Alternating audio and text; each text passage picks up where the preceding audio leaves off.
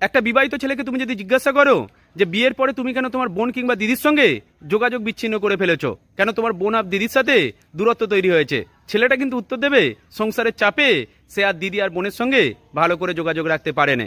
কিন্তু এই কোশ্চেনটা তুমি যদি একটা বিবাহিত মেয়েকে করো যে বিয়ের পরে তোমার ভাই কিংবা দাদার সঙ্গে তোমার যোগাযোগ কি কমে গেছে, মেয়েটা কিন্তু উত্তর দেবে দাদা কিংবা ভাই হলো আমার রক্তের সম্পর্ক, আমি যতদিন বাঁচবো ওদের সঙ্গে একই রকমভাবে যোগাযোগ রাখবো। হয়তো আমি দাদাদের থেকে অনেকটা দূরে আছি, কিন্তু দাদাকে আমি একইভাবে ভালোবাসি।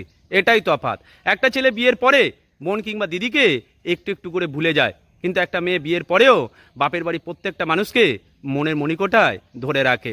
এটাই সত্যি। দেখবে বিবাহিত মেয়েরা যদি কখনো বাপের বাড়িতে দাদা কিংবা ভাইকে বাঁচানোর প্রয়োজন হয়ে পড়ে, তখন কিন্তু মেয়েটা শ্বশুরবাড়ি মানুষের চোখে চোখ রেখে মিথ্যে বলতে পারে। কিন্তু কোনো একটা ছেলে দিদি কিংবা বোনকে বাঁচানোর জন্য নিজের বউয়ের সাথে কখনোই খারাপ ব্যবহার করতে পারে না। তার কারণ হলো এটাই, ছেলেরা মনে করে নিজের সংসারকে ভালোবাসলেই জীবনে সুখ থাকবে, সুতরাং বোন কিংবা দিদিকে একটু একটু করে ভুলে যেতে হবে। কিন্তু মেয়েরা মনে করে সকলকে নিয়ে বাঁচতে হবে। শ্বশুরবাড়ি মানুষও যেরকম আমার কাছে আপন আছে, সেরকম দিদি কিংবা বোন কিংবা ভাই কিংবা বাপের বাড়ি প্রত্যেকটা মানুষকেও সারা জীবন মনের মণিকোঠায় ধরে রাখতে হবে। এই জন্য মেয়েরা রক্তের সম্পর্ককে সবচেয়ে বেশি গুরুত্ব দিয়ে থাকে। ভালো থাকবেন সকলে।